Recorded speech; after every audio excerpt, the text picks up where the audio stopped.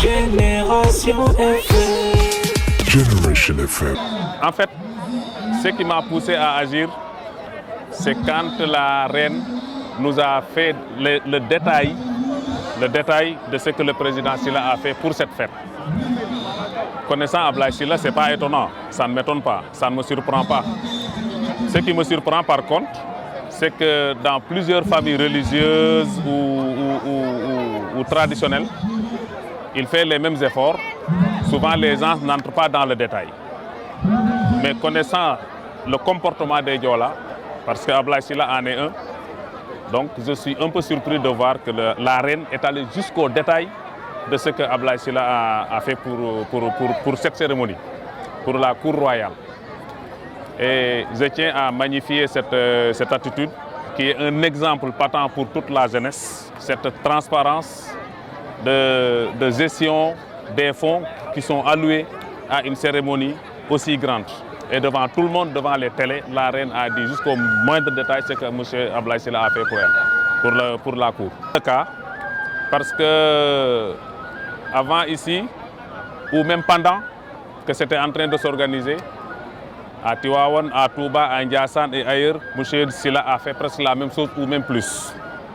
Même si, comme j'ai dit tout à l'heure, la reine est allée jusqu'au détail et les autres non.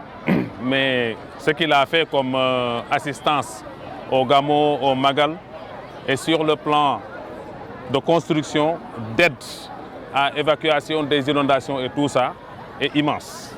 Sans compter ce qu'il a donné comme assistance nourriture gastronomique pour les étrangers, pour l'organisation de ces Gamos-là. Donc il l'a fait à Tivaouane, Ndiassane, Seba Ignace, à Touba. Touba, on est à la 7e édition. Ça fait l'attraction cette année parce qu'on parle de sa candidature. C'est pourquoi les gens ont prêté une attention particulière. Mais moi, j'ai géré 6 éditions. C'est seule la 7e édition de cette année que je n'ai pas coordonnée. Donc je sais que c'était fait avant. C'est bien avant l'idée de la candidature de l'éventuelle candidature du président Ablaye Sylla. Parce que, comme on dit à Wolof, qui yor bourouette di la yobale, bu amé avion de la fi baye. Ce que Ablaye Sylla est en train de faire pour la jeunesse. Moi qui vous parle, je fais partie de Ecotra. Ecotra est une de ces multiples sociétés d'entreprises qu'il a. Parce qu'il c'est une filiale du holding. Là-bas, on a 1033 employés. Et parmi les 1033 employés, je peux dire aujourd'hui que je suis le sage, je suis le plus âgé. Cela donne une idée de la génération qui est en bas.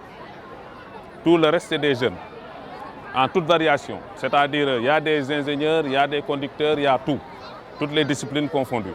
Et bon, M. Ablaye Sylla est dans cette sillage. Donc si aujourd'hui, sa candidature est réclamée par la jeunesse, par des pères de famille, par des chefs religieux, il ne pouvait plus faire sourde oreille à cet appel-là. Moi qui vous parle, j'ai accompagné la jeunesse sur cette lancée, c'est-à-dire M. Ablaye Sylla doit être candidat impérativement. Donc il l'a accepté. Maintenant, c'est une candidature pour le bien-être des Sénégalais. Parce que, comme je dis, M. Sylla, ce qu'il a, c'est un milliardaire. Il pouvait rester vivre correctement. Il pouvait rester et vivre correctement sans faire de la politique, sans se faire dans la politique. Mais c'est parce que tout simplement, tout ce qu'il est en train de faire, à un certain niveau, ça relève des prérogatives de l'État. Tant qu'il n'a pas les mécanismes de l'État, il ne pourra pas aller au-delà. C'est pourquoi M. Sylla dit qu'on le sollicite pour construire des routes, faire de l'assainissement, de l'électrification, mais ça relève de l'État. Même s'il a les moyens pour le faire, il ne peut pas. Donc, il a besoin de l'État pour répondre aux besoins des populations. Génération FM. Generation FM, the best radio. Génération FM.